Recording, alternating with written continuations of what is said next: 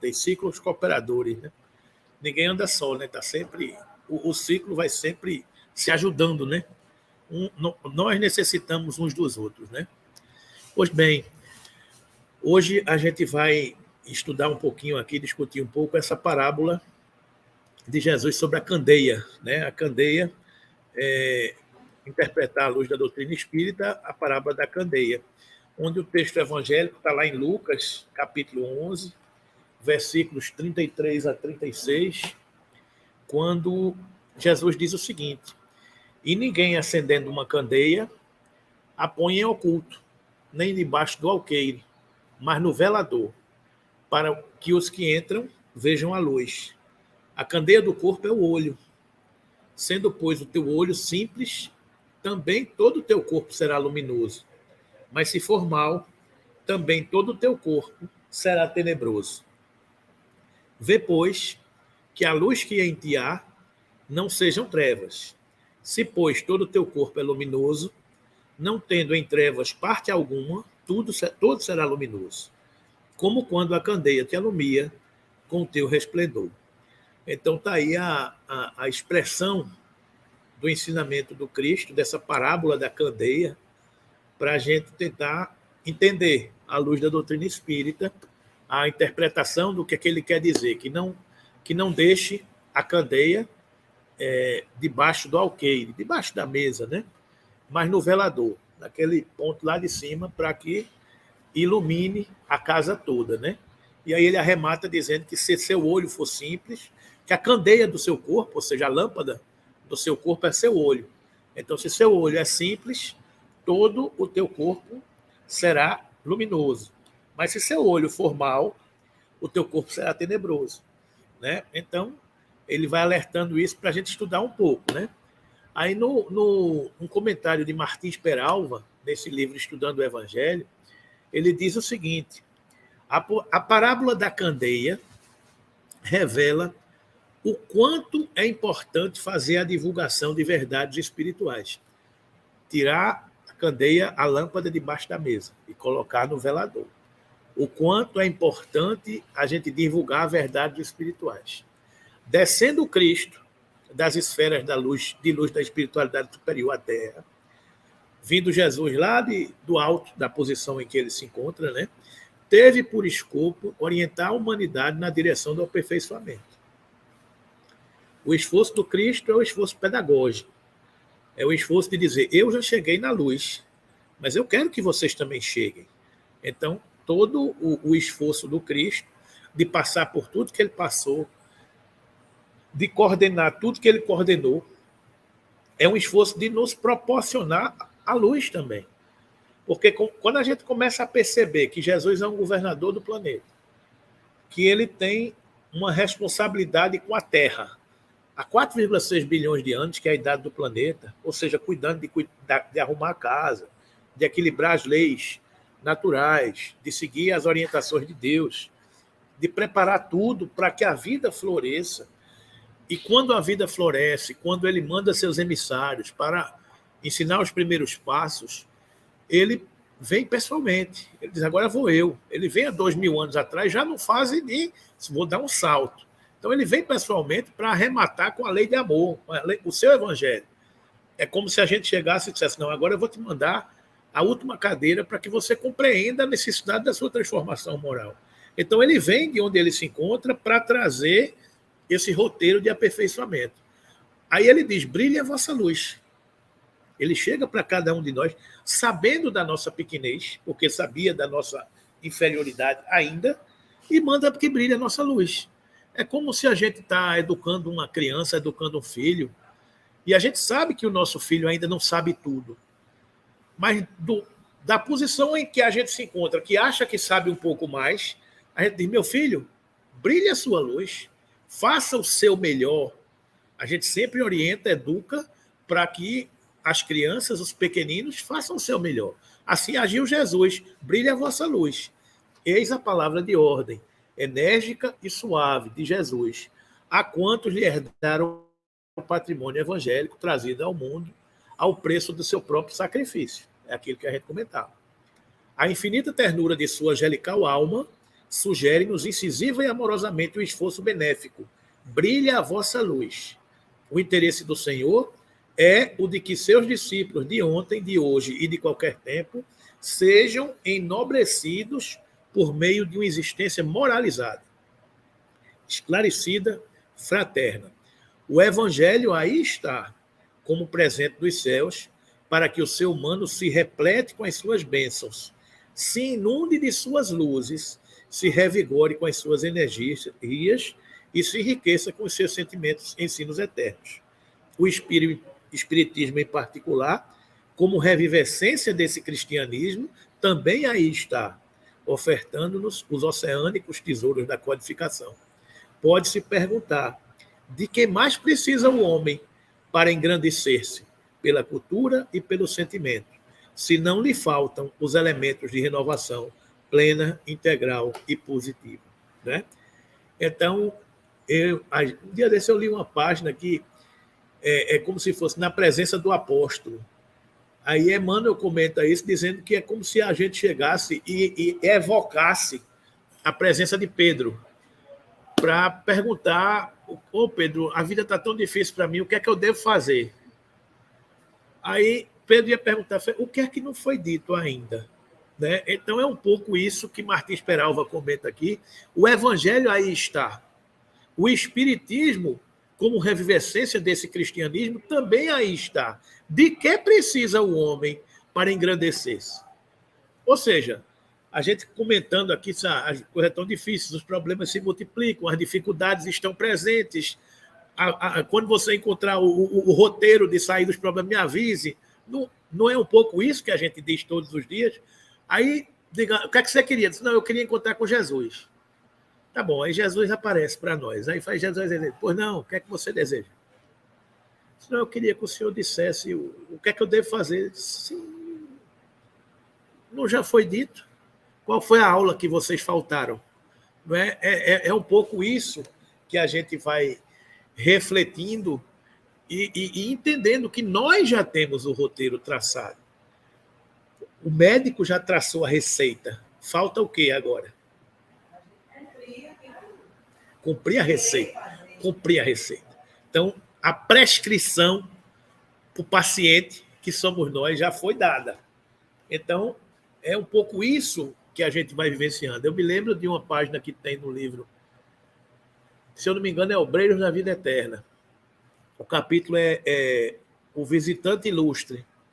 Aí é como se viesse um espírito como se viesse, não, vem um espírito das regiões mais elevadas do orbe.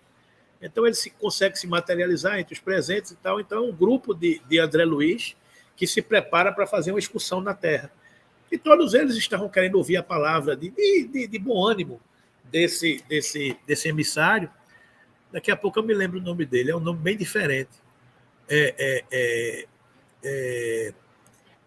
Arclépios. São nomes diferentes. Arclépios, porque não são. Não, são nomes figurados, né? Então, se eu não me engano, é Arclépios, um negócio desse. Então, ele vem dos altiplanos, das faixas vibratórias do nosso orbe. Aí as pessoas perguntam: o que é que eu devo fazer quando for enfrentar a dificuldade? O que é que eu devo fazer quando me agredirem? O que é que eu devo fazer?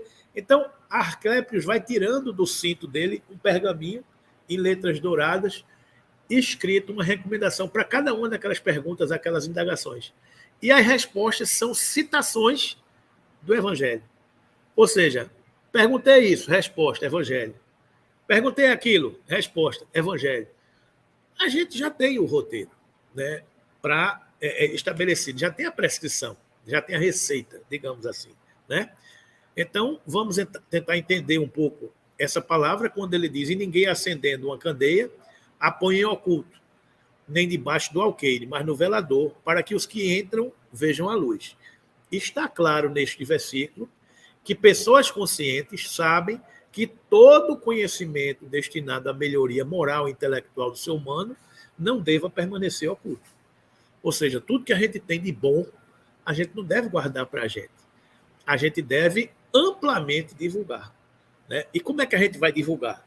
É isso que a gente vai entender um pouco isso. Né? A candeia, essa lamparina, simboliza instrumento de iluminação.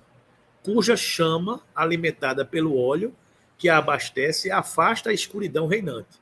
Ou seja, aquele candeeiro que tinha antigamente, né, afasta a escuridão. O óleo, o querosene, queima para afastar a escuridão. Do ponto de vista espiritual, a candeia assemelha-se à mente esclarecida e enobrecida, de valores morais que afasta as trevas da ignorância existentes na humanidade. Se você é uma pessoa iluminada pela sua mente, já sensibilizada pelo roteiro do Cristo, aonde você se encontre, o que é que acontece? Brilha a vossa luz.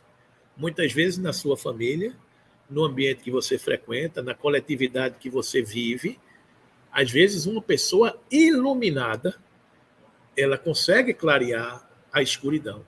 O que é uma pessoa iluminada? O que é uma pessoa iluminada? Aí é que a gente entra para discutir um pouco o que é ser iluminado. É ser mais bonito? É ser mais formoso? É o quê? O que é ser iluminado? O que é que vocês acham? Diga aí, Rita, que você está tão...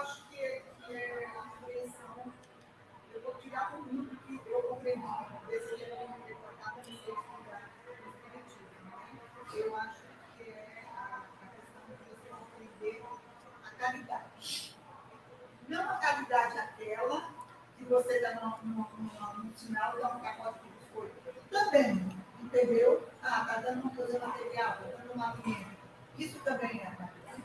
Mas é o que está para além disso daí. Entendeu? Então, eu acho que essa questão, né, de se iluminar é você ir compreendendo e colocando em prática a caridade, a bondade, a fraternidade, o respeito ao próximo, a partir de si, ao próximo, o amor ao próximo, a partir de si, se ame, e daí você vai conseguir amar o próximo. Perfeito. Eu acho que isso você se iluminar e iluminar o próximo. Perfeito. Né? Independente, né, de você, ele vai entender, não vai entender, vai receber, não vai receber, a luz vai ficar nele, não vai receber, independente disso. Você vai lá e faz. Perfeito. Muito bem.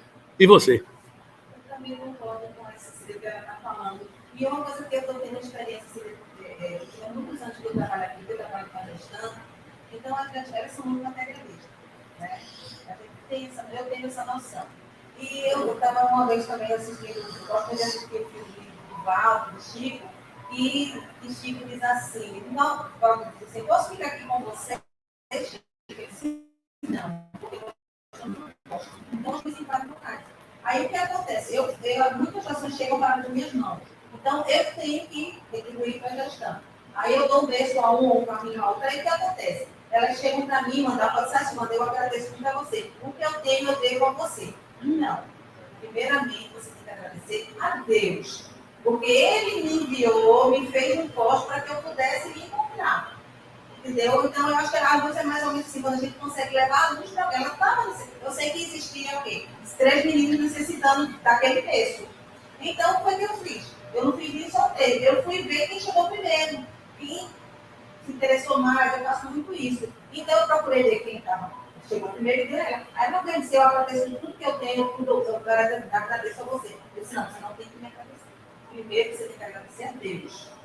Eu sou Instrumento, né? Instrumento para a gente fazer aquilo ali. Perfeito. Eu acho que é aí onde se diz assim, a luz, a gente consegue enxergar o que ela está dizendo. A gente consegue ver o próximo, Perfeito. Ajudar. Perfeito. O conceito é esse. É o que vocês entenderam. Do ponto de vista espiritual, a candeia semelha-se a mente esclarecida e enobrecida de valores morais que afasta das trevas da ignorância existente na comunidade. Exatamente. É isso. Então, vocês entenderam que o conceito do iluminar-se é internalizar o Cristo dentro de cada um de nós, né?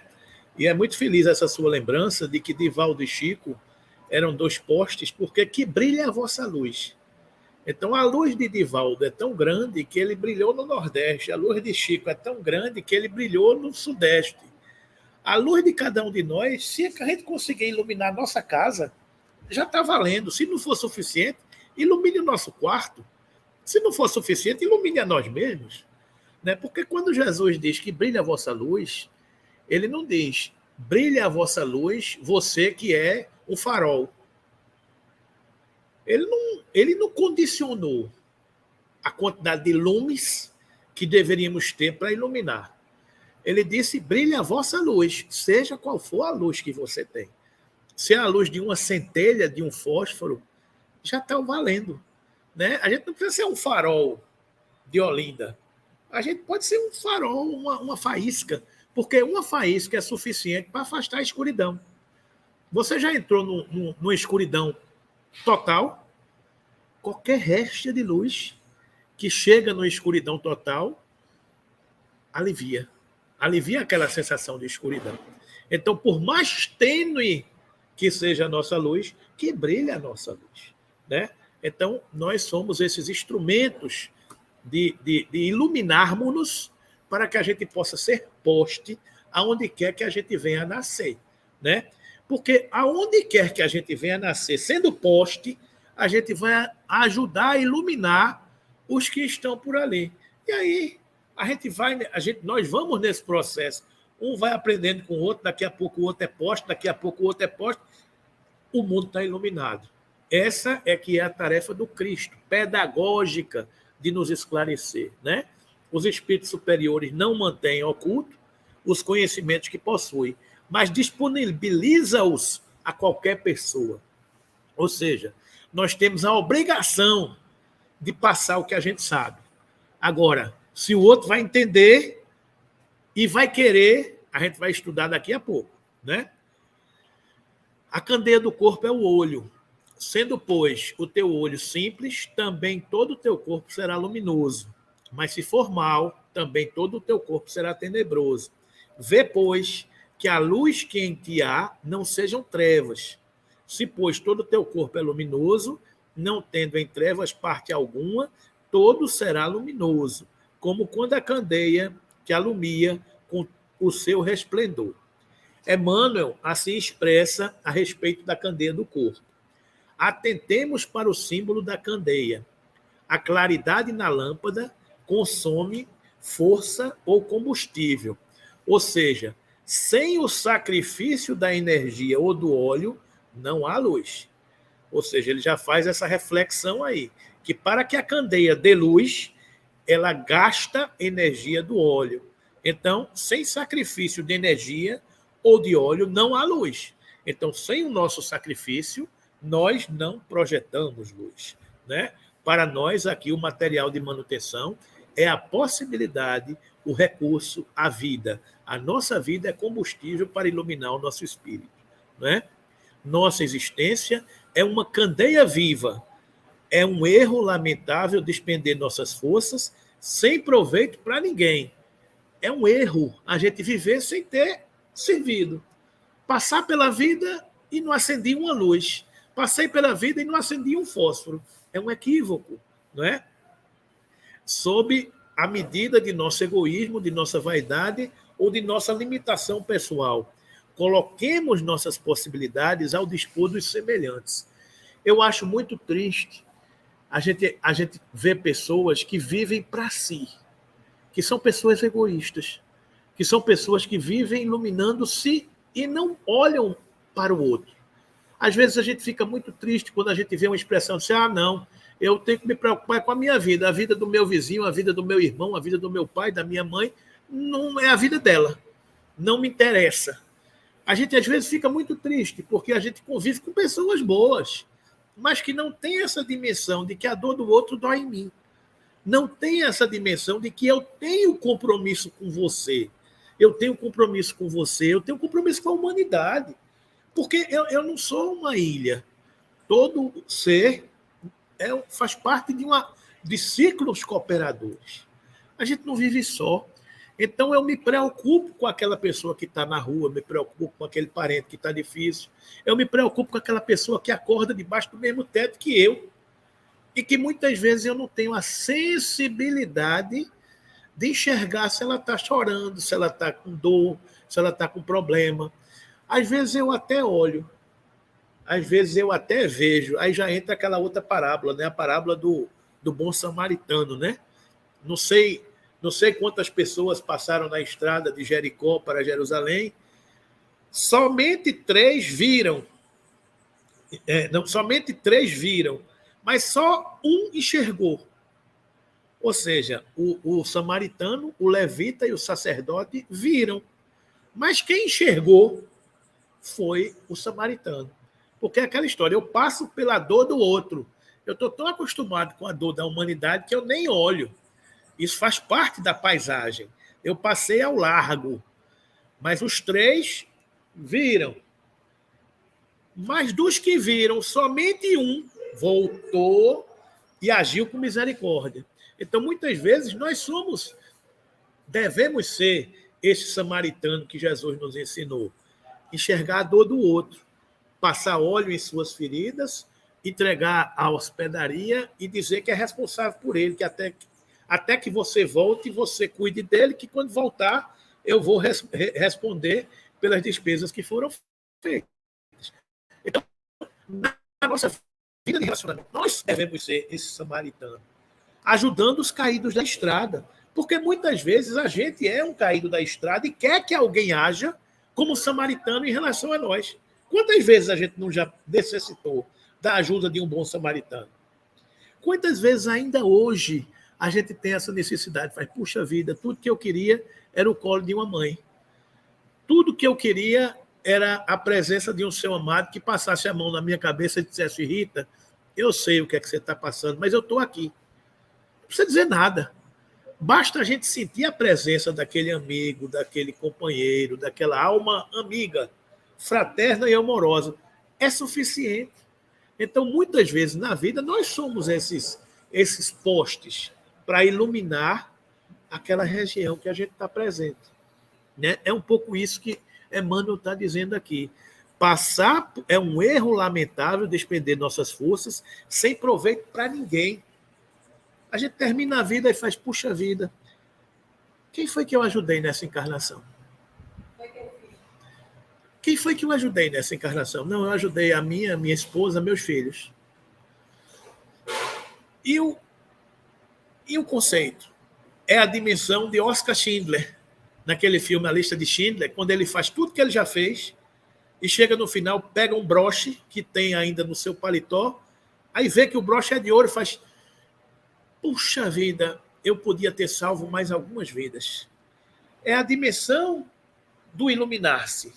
É a dimensão de ser iluminado. É a dimensão de que sempre há alguma coisa que você pode fazer pelo outro.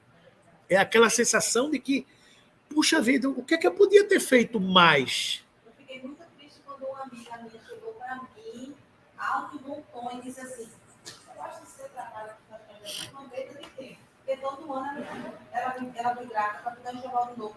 Eu fiquei sem saber o que falar. Eu disse, eu acho uma perda de tempo esse trabalho que você tem com a gestante, porque todos os anos ela chega aqui grávida. Gente, eu não acredito que eu estou ouvindo um negócio desse. É verdade. É porque você está fazendo a sua parte, né? Se ela pode vir com 10 barrigas, eu vou dar 10 enxovais, eu vou querer a presença dela aqui todas. Aí tem uma, para lhe ajudar a lembrar de quando acontecer situações desse tipo, tem uma historinha do rapaz que salvava estrelas do mar. Não sei se você conhece essa historinha. O rapaz estava na beira da praia e era uma maré de ressaca e o mar estava colocando para fora muitas estrelas do mar. E era de manhã cedo, 5 horas da manhã, e o rapaz, andando na praia, viu que o mar estava jogando fora as estrelas do mar. Então elas sairiam do mar, ficariam na areia, o sol queimava, eles iam morrer. Então ele ficou na beira da praia, pegando as estrelas do mar e jogando de volta para o mar. Corria, pegava uma, jogava, peguia, corrava outra, jogava. Aí passou uma outra pessoa e disse, meu amigo, você está fazendo papel de besta. Você não está vendo que você não vai resolver o problema? Aí, o mar vai botar milhões de estrelas do mar para fora e você está jogando estrela do mar de volta, uma a uma. Você está ficando doido. Você está ficando doido? Aí ele parou assim, pegou uma estrela do mar. Rapaz, você não está vendo que não vai fazer diferença? O cara disse, ele fez, olhou assim, pegou a estrela do mar e jogou de volta. Fez, para essa fez diferença. Ou seja, muitas vezes na vida, quando você dá 10 enxovais, 20 enxovais, 30 enxovais, se um se transformou, já valeu a pena. Então, é o esforço do Cristo. Quantos voltaram para agradecer o Cristo? Eram 10 leprosos. Quantos voltaram para agradecer? Apenas um voltou para agradecer. O resto esqueceu. Então, assim é o nosso viver, é o nosso dia a dia. Não interessa quantas pessoas eu iluminei, quantas pessoas voltaram. Eu me iluminei. Porque quando eu faço o bem volta para mim imediatamente. Quando a gente faz o bem, o primeiro a receber o bem somos nós. É impressionante quando a gente está envolvido no bem, como o bem volta, porque a mão que acalenta e que planta flores sempre sai perfumada. É diferente da mão que também joga outras coisas que saem com mau cheiro. Mas a mão que planta flores sempre vai sair perfumada. Então, se as nossas mãos são motivos de iluminação, a gente sempre vai se perfumar. Porque esse é o nosso papel, essa é a nossa conduta, né? Ninguém deve amealhar as vantagens da experiência terrestre somente para si. Cada espírito provisoriamente encarnado no círculo humano goza de imensas prerrogativas quanto à difusão do bem, se persevera na observação do amor universal. Prega, pois, as revelações do alto, fazendo-as mais formosas e brilhantes em teus lábios. Insta com parentes e amigos para que aceites as verdades imperecíveis, mas não esqueças, não olvides que a candeia viva da iluminação espiritual é a perfeita imagem de ti mesmo. Não esqueça que a perfeita imagem da candeia é a tua imagem, é o teu exemplo, é a tua conduta. Não adianta eu estar aqui falando 1000 palavras, citando 1000 versículos do Evangelho, se eu não me transformar. A nossa conduta é que arrasta. A nossa forma de viver, de ser, de agir é que transforma. Não adianta nada eu subir numa tribuna espírita, numa casa religiosa, falar bonito, as pessoas aplaudirem, não sei o quê. E daí? Se dentro de casa eu continuo sendo um tirano, se na rua eu continuo sendo um agressor, se na minha intimidade comigo e Deus eu sou uma pessoa reprovável, não adianta. A conduta é entre eu e Deus, sempre foi. Então, este é que é o exemplo que arrasta. É a pessoa passar a fazer, puxa vida, aquela moça se transformou. Eu quero ser, quando eu crescer, eu quero ser igual a ela. É a conduta que você tem de silenciar na hora da ofensa, de ajudar na hora do caído, de perdoar, de entender, de renunciar, de testemunhar, de fazer feito Abigail disse a Saulo: ama, trabalha, espera e perdoa. O amor é sempre uma oportunidade. O trabalho é sempre um enriquecimento. A espera é o caminho e o perdão é a forma de você encontrar o reajustamento de tantas almas que se perderam no caminho. Porque já pensou se a gente desistir de perdoar? Nós somos tão diferentes, nós somos almas tão diferentes que já nos ferimos tantas vezes. Então, se a gente não se perdoar, a gente vai chegar aonde? Não é? É uma brincadeira de gato e rato, é uma contabilidade permanente. Então, se alguém não renunciar, complicou, né? Então, transforma as tuas energias em bondade e compreensão redentoras para toda a gente, gastando para isso o óleo, que é o combustível da tua boa vontade, na renúncia e no sacrifício, e tua vida em Cristo passará realmente a brilhar.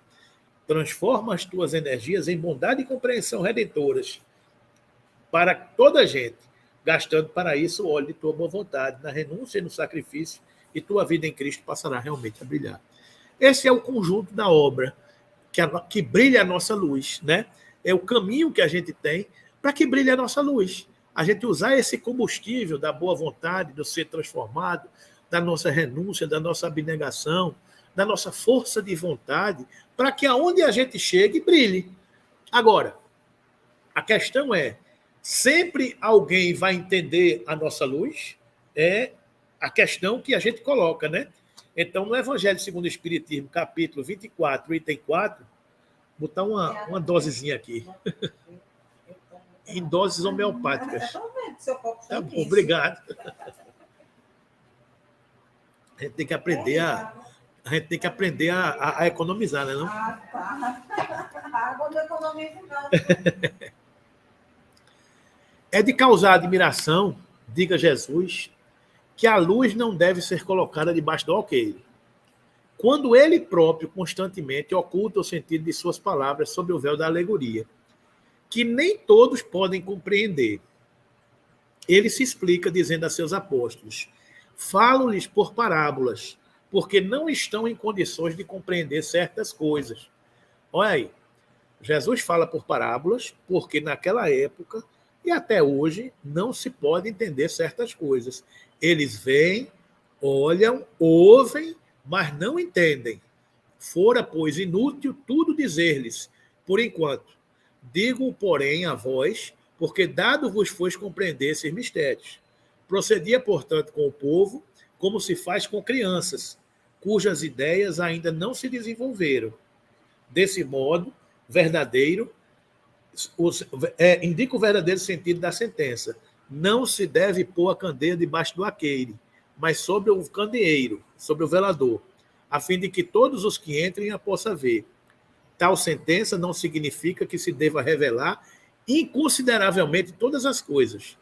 Todo ensinamento deve ser proporcionado à inteligência daquele a quem se queira instruir, porquanto há pessoas a quem uma luz por demais viva deslumbraria, sem as esclarecer.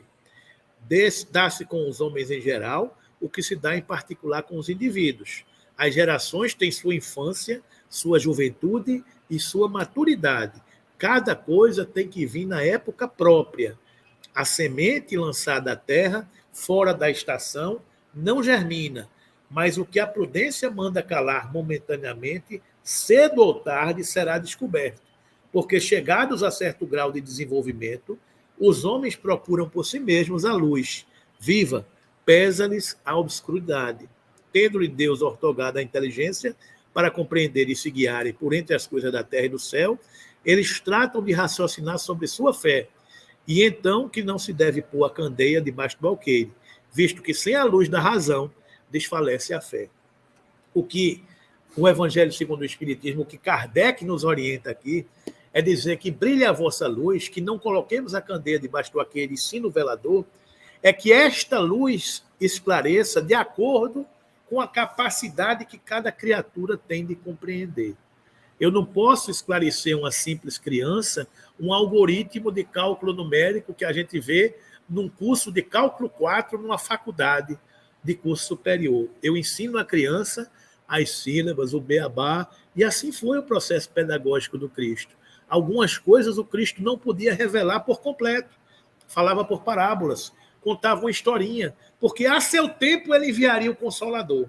E esse Consolador é a doutrina do Espírito, dos Espíritos, que vem esclarecer determinadas coisas. Aí a gente pergunta, e os Espíritos já disseram tudo? Disseram não. Porque tem coisas que nós também não podemos compreender. Porque é um processo pedagógico, porque cada coisa tem que vir na sua época. A semente lançada à terra, fora da estação, não germina. E determinadas coisas deslumbram, não ensinam. Então, por isso que tem gente que com o fenômeno espírita se encanta com o fenômeno espírita. Eu queria ver um espírito materializado. E daí? O que é que vai mudar a sua vida se você vir um espírito materializado? Porque a essência é a transformação moral. O fundamental é entender que não há morte. Mas não há morte, o Cristo já ensinou. Quando Jesus voltou ao terceiro dia, ele próprio já ensinou. Ele já se mostrou espírito e já disse ao mundo, não há morte. E os católicos entendem e comemoram até hoje a ressurreição. Outras coisas ele esclareceu depois, mas aos poucos a gente vai compreendendo, né? Então, a verdade, a luz vai sendo revelada pouco a pouco. Só um pouquinho lá. Tem uma coisa assim, eu acho que não comentei contigo. A figura de Cristo, para mim, né, eu acredito que ele foi um intelectual. Eu sempre pensei nisso. Né, lá no tempo lá que estudava a Bíblia, alguns, né? Aí aquilo ali só confirma o que eu penso. Né, que diz ali, falo isso por parábolas, porque não estão em condições de compreender certas coisas. Eles vêm, olham, ouvem, mas não entendem. Fora, pois, inútil tudo dizer-lhes, por enquanto. Digo, porém, a vós, porque dado-vos foi compreender este mistério. Então, isso só confirma o que eu penso sobre Cristo. Porque, assim, ele não falava, ele falava para todo mundo, mas não para todo mundo entender que é o que está dizendo ali. Aí você completou, dizendo que a cada tempo, a cada momento, você vai voltar àquela epístola, você vai voltar e você vai compreender. E depois ele usa os seus discípulos para sair. Espalhando. Os discípulos fazem a interpretação e saem espalhando, disseminando com o povo. Aí vem lá Paulo, que sai criando as igrejas. Aí, né? É isso aí. Isso aí confirma exatamente o que eu penso sobre Jesus Cristo. Ele era sim, ele era o cara. Ele está acima de tudo, né? Talvez algumas pessoas não compreendessem isso ali naquele momento, no seu momento de vida, encarnado aqui, não compreendessem isso. Exato. Ele é o. Adorei isso daí. Vou copiar. Ele é o resumo do amor, ele é o resumo da sabedoria, ele é a síntese de toda a luz que brilha na humanidade. Ele é o nosso sol, né? Então, o sol que ilumina a matéria, ele é o sol que ilumina o intelecto, seja pela transformação moral, seja pela evolução científica. Então, ele é esse sol. E dele emanam todas as diretrizes do nosso orbe, do nosso planeta, né? Agora, ele iluminar de uma vez, uma luz muito forte, o que é que pode acontecer? Cegar. Tanto é que com Paulo, ele fez isso. Ele mostrou a Paulo a sua plenitude. O que foi que Paulo fez? Cegou. Porque a luz foi tão forte que Paulo cegou. Aos poucos ele foi recobrando a visão. Porque ali foi o Cristo. Eu vou me mostrar do jeito que eu sou. Pum! Cegou. Paulo cegou, não conseguiu ver aquela luz. Muitas vezes, nas nossas reuniões mediúnicas, os espíritos que saem das regiões de trevas não conseguem enxergar a luz dos espíritos que estão assessorando na reunião. Ele não consegue que tire essa luz daqui, eu não aguento essa luz. Porque só é a gente ficar trancado num quarto escuro e de repente acender a luz. Dá aquele incômodo na vista, né? Então, é um pouco isso, né? Capítulo 24, item 7. O Espiritismo hoje projeta luz sobre uma imensidade de pontos obscuros. Aí é o Espiritismo. Jesus revelou uma série de coisas e hoje o Espiritismo vem projetar luz sobre uma imensidade de pontos obscuros. Não a lança inconsideradamente. Com admirável prudência se conduzem os espíritos para darem suas instruções. Só gradual e sucessivamente consideram-na as diversas partes já conhecidas da doutrina, deixando as outras partes para serem reveladas à medida que se for tornando oportuno fazê-las sair da obscuridade. É o que a gente diz aqui, tem muita coisa na doutrina espírita que é chicó. Eu não sei como é que foi, só sei que foi assim. Tem muita coisa que a gente não sabe como é que é.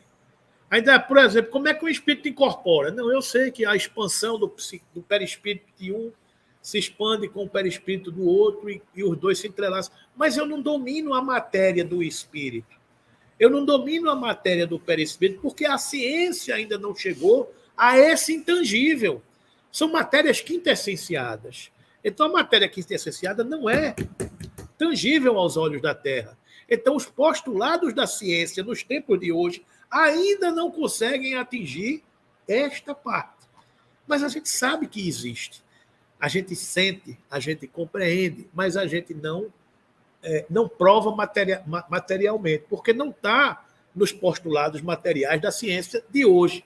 Então, a doutrina deixa outras partes para serem reveladas à medida que se for tornando oportuno fazê-la sair da obscuridade.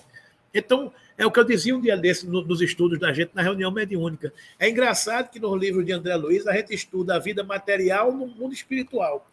Mas ele também se esforça de explicar a vida espiritual no mundo material. Aí você, agora, você está querendo entender. O que é que eu estou querendo dizer? O que eu estou querendo dizer é que quando a gente vê as obras de André Luiz, a gente vê que há vida nas colônias espirituais. Tem casa, tem prédio, tem piano, tem comida, tem móveis, tem instrumentos musicais. Vocês já viram isso? Então, em tese, existe vida parecida com a vida material no mundo espiritual. Como é essa vida que tem material lá? De que é feito o móvel que está lá na casa dele? De que é feita a água? Qual é a composição química da água que existe no Bosque das Águas, na colônia Nosso Lar? Como é que tocam os instrumentos? Como é feito isso? Aí você pergunta, tá, e a influência dos espíritos no mundo material? Como é essa influência do infinitesimal pequeno do reino infinitesimal no reino material. A influência magnética dos espíritos que acompanham os moribundos no leito de morte. Como é isso? Como é que se dá essa fluidez do corpo espiritual para o corpo material? O fluido que passa para o corpo astral, para o duplo etéreo, que passa para o perispírito, que passa para o corpo físico, que magnetiza as células do corpo animal, do corpo fisiológico. Então, são coisas que a gente ainda não consegue compreender. A influência do mundo espiritual no mundo material e a composição do mundo material no reino do mundo espiritual. Por certo, a matéria que existe no mundo espiritual para compor esses móveis são matérias semelhantes às nossas, só que quintessenciadas. As moléculas que compõem a madeira, as plantas, os corpos, são matérias quintessenciadas, que estão em outra dimensão, que vibram em outra frequência. Mas a gente não consegue compreender ainda. Então, são coisas que a gente vai revelando progressivamente. É isso que está sendo dito aqui. Se a houvessem apresentado completa desde o primeiro momento, somente a reduzido número de pessoas se teria ela mostrado acessível. Houvera mesmo assustado aos que não se achassem preparadas para recebê-la, do que resultaria ficar prejudicada a sua propagação. Ou seja, não adianta eu revelar a luz somente para meia dúzia de pessoas. A coisa tem que ir fluindo aos poucos, né? Se, pois, os espíritos ainda não dizem tudo ostensivamente, não é porque haja na doutrina mistérios que só alguns privilegiados possam penetrar, nem porque eles coloquem a lâmpada debaixo do alqueire.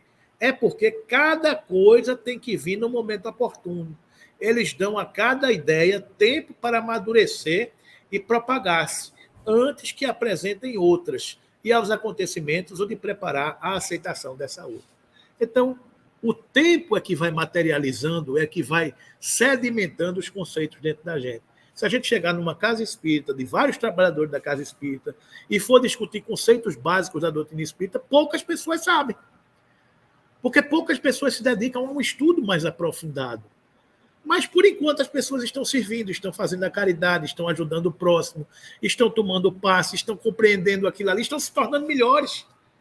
É o mais importante. É o fundamental. Depois a gente vai se esclarecendo, vai aprofundando, vai entendendo por quê. Porque quando a pessoa sai daqui da sopa na sexta-feira de manhã, sai melhor. Fisicamente ela sai melhor porque ela está trabalhando, ela está sendo útil, está servindo ao próximo. Mas magneticamente ela está sendo beneficiada. Mas ela não precisa entender por que ela está sendo beneficiada, como ela está sendo beneficiada. Ela só sabe que ela está servindo ao próximo.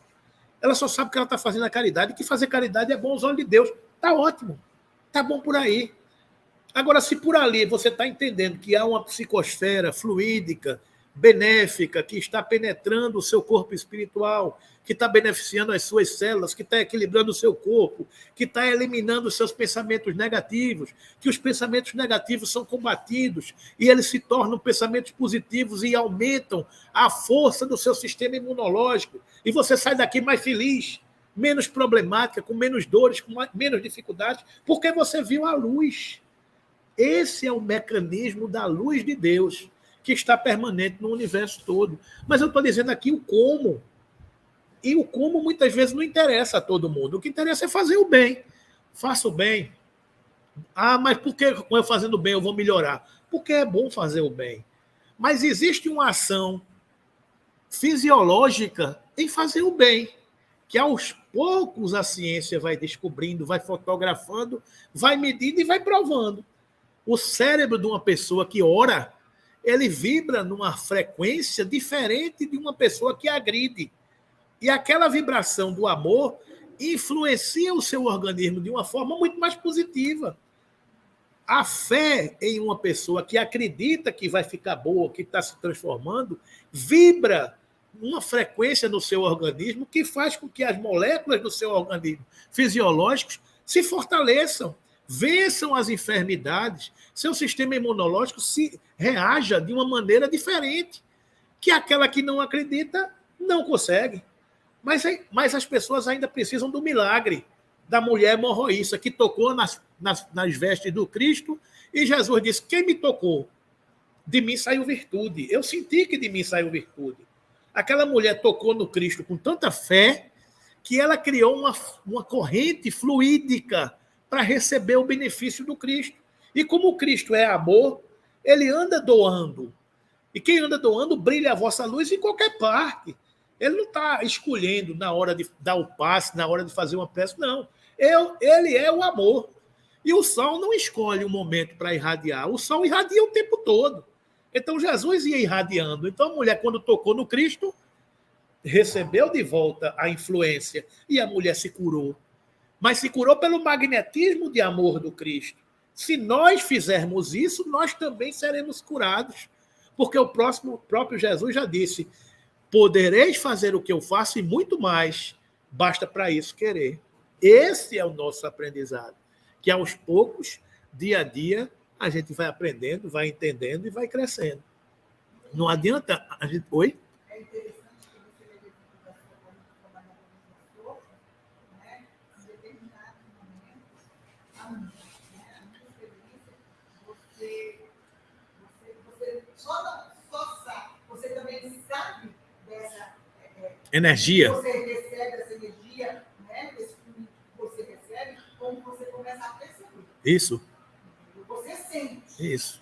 Não é uma coisa assim, eu vou ficar mal na conversa, porque você faz trabalho voluntário, você recebe muito mais, porque você doa, você fica papapá. Ok, tem esse discurso também, tem essas, né? Mas você começa a perceber e a sentir. Fisiologicamente. Fisiologicamente. Sem dúvida. Entendeu? Sem dúvida. Que ali tem. Você não está vendo, mas você sente. Você percebe. Que é feito o ar que você está respirando. Você não está vendo, mas você está sentindo. Isso. É feito um imã que você pega e atrai uma coisa e afasta a outra. Você sabe que ali existe um fluido magnético, né? de atração ou de repulsão.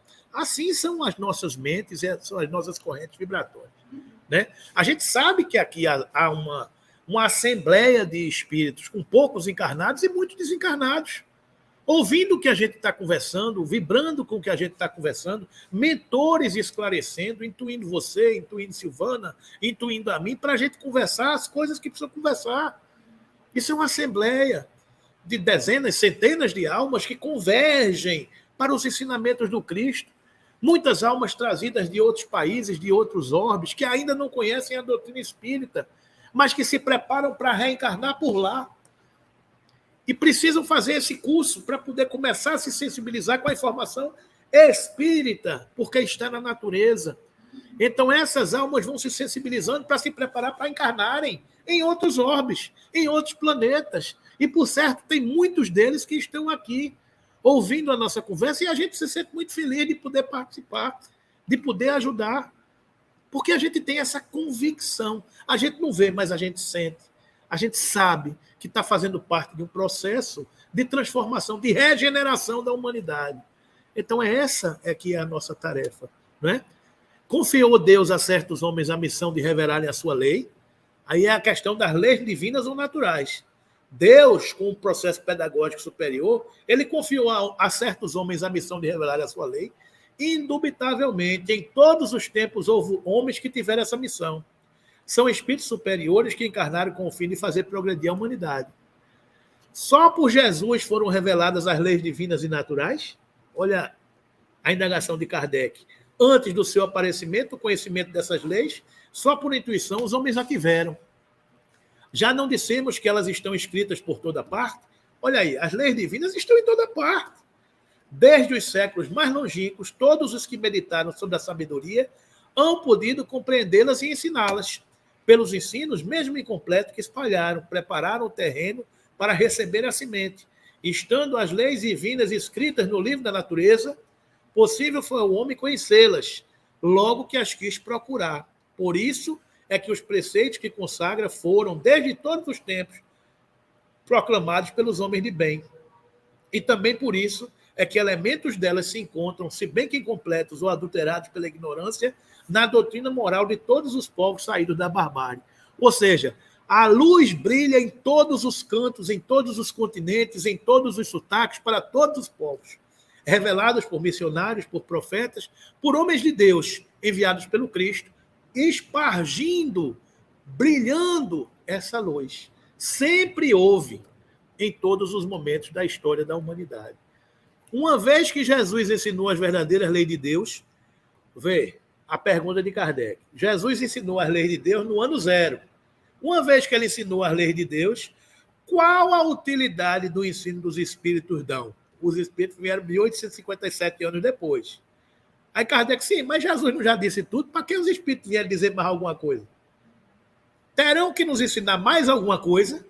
Kardec pergunta. Aí os espíritos dizem, Jesus empregava a miúde, na sua linguagem, alegorias e parábolas, porque falava de conformidade com os tempos e os lugares.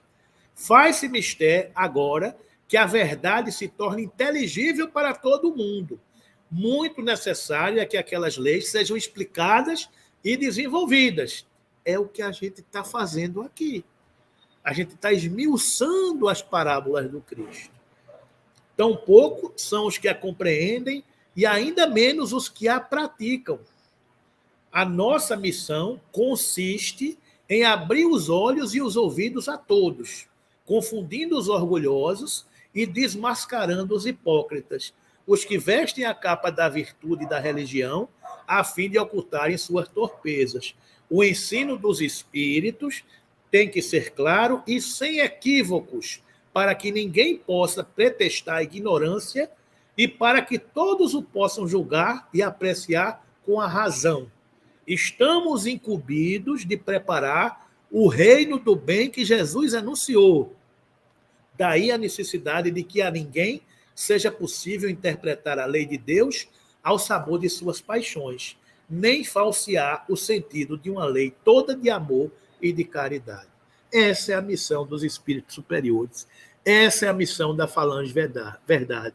Ninguém pode mais interpretar as leis de Deus ao seu bel prazer e com as conveniências do Estado, da Igreja, do poder. A lei de Deus é simples, clara, objetiva, é amor. É isso que os espíritos estão fazendo desde toda a eternidade e agora chegou de uma forma definitiva para que tome conta e transforme a humanidade. Esse é o processo que a gente está vivendo. Porque a verdade não foi sempre posta ao alcance de toda a gente. Importa que cada coisa venha a seu tempo. A verdade é como a luz. O homem precisa habituar-se a ela pouco a pouco. Do contrário, fica deslumbrado. Jamais permitiu Deus que o homem recebesse comunicações tão completas e instrutivas como as que hoje lhe são dadas. Havia, como sabeis, na antiguidade, alguns indivíduos possuidores do que eles próprios consideraram uma ciência sagrada e da qual faziam mistério, porque que aos seus olhos eram tidos por profanos. Pelo que conheceis das leis que regem esses fenômenos, deveis compreender que esses indivíduos apenas recebiam algumas verdades esparsas, dentro de um conjunto equívoco e, na maioria dos casos, emblemático. Entretanto, para o estudioso, não há nenhum sistema antigo de filosofia, nenhuma tradição, nenhuma religião que seja desprezível. Nada do que foi feito no passado é desprezível. Tudo tem um sentido, tudo é uma peça do grande quebra-cabeça da evolução da humanidade. Pois em que tudo há germes de grandes verdades, que se bem pareçam contraditórias entre si, dispersas que se acham em meio de acessórios sem fundamento, facilmente condenáveis se vos apresentam, facilmente coordenáveis se vos apresentam, graças à explicação que o Espiritismo dá a uma imensidade de coisas que até agora se vos afiguram sem razão alguma e cuja realidade está hoje irrecusavelmente demonstrada. Não desprezeis, portanto, os objetos de estudo que esses materiais oferecem. Rico eles são de tais objetos e podem contribuir grandemente para a vossa instrução. Então, meus irmãos, em tudo há a presença de Deus, em tudo há o programa pedagógico do Cristo. Escolas filosóficas, religiosas, arte, cultura, ciência, em todos os pontos do orbe foram lançadas as sementes, germinadas as informações para que elas se concatenassem, se integrassem e formassem um todo, que é o pacote de educação que a humanidade vai recebendo, e vai todo mundo dizendo a mesma coisa, porque está tudo nas leis de Deus. Esse é o contexto que a gente está estudando, né? Então, essa parábola da candeia, que brilha a vossa luz, ela dá sentido a que todas essas informações tem que ser iluminada pela humanidade, tem que ser espalhada pela humanidade, mas na proporção que cada um pode receber. Eu não posso jogar um farol no rosto de alguém, porque aquele alguém vai ficar encandeado. Mas eu posso ir acendendo uma lâmpada a lâmpada, e aí a gente vai aos pouquinhos se acostumando com essa luminosidade. Exatamente. Seja simpática a receber. Às vezes você não pode ser prepotente, arrogante, aquela coisa de você se só colocar acima do pedestal. Não. Os espíritos nos ensinam em André Luiz que eles apagam a sua luz. Quando eles chegam numa determinada região, ele apaga a sua luz, para que o outro possa enxergá-lo, para que o outro possa respeitá-lo. Eu não posso ter essa eloquência de que eu sei tudo, que eu sei... Não. Eu vou, desço, falo aquela linguagem ali, e depois a gente vai crescendo, né? É isso que quer dizer.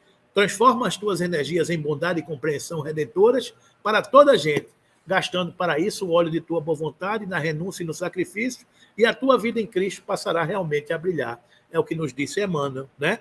À medida que te recolhas no exercício legítimo do amor cristão, em demonstrações genuínas de entendimento do Evangelho, sentido, vivido e aplicado, controlarás tua capacidade radiante, seguindo os ditames da tua própria alma. Ora, vigia, movimenta-te no teu esforço digno e ser feliz, meu amigo. A tua luz crescerá com a dilatação de teu devotamento ao bem infinito. Esse é o propósito do que a gente estudou, para a gente compreender que brilha a nossa luz, não é? De acordo com a nossa capacidade, porque saímos de pirilampos a vagalumes para um dia chegar a constelações, né? Então a gente vai brilhando, a gente já foi vagalume, a gente já foi pirilamo, um dia a gente é estrela, amanhã a gente é um sol, daqui a pouco a gente é uma constelação. É o processo de evolução da humanidade, né? Então que Jesus nos abençoe, que a gente possa compreender essa tarefa radiante de nos transformarmos, de nos iluminarmos, para que em nos iluminando a gente possa iluminar e influenciar o mundo que a gente participa, o mundo que a gente influencia. Essa é a nossa tarefa, né? Obrigado e vamos caminhar para encerrar amanhã desse estudo.